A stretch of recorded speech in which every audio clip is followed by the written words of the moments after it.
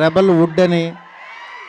నేను ప్రస్తుతానికి ఆ రెబల్ యూనివర్సిటీలో చదువుకుంటున్నా ప్రస్తుతానికి.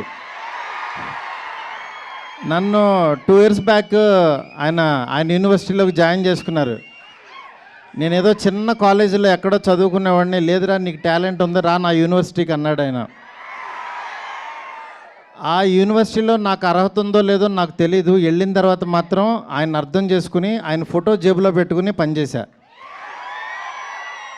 ఆయన ఫోటో జేబులో ఉంటే డెఫినెట్గా ఎలాంటి వాడైనా సరే టాప్ డైరెక్టర్ అయిపోతాడు, అందులో డౌటే లేదు.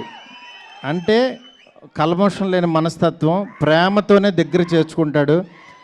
అలాంటి ఆయనతో నేను ఒక 2 సంవత్సరాలు జర్నీ చేసి ఆయన మాటలు వింటూ ఆయనకి దగ్గరగా ఉంటూ పొద్దున్నే లేకగానే ఆయన వాయిస్ మెసేజ్లు చూసుకుంటూ ఉన్నానంటే నేను ఇంకా చాలా చాలా అదృష్టవంతుడని ఫీల్ అవుతున్నా. నేను ఈరోజు ప్రామిస్ చేస్తున్నాను, మీరు అరిచి అరిచి మీ గొంతులు పోతాయి నేను చెప్తున్నా సినిమా చూశాక. ఎందుకంటే ప్రతిరోజు ప్రతి క్షణం నాకు ఆ ఎగ్జైట్మెంట్ ఇస్తూనే ఉన్నాడు ఆయన.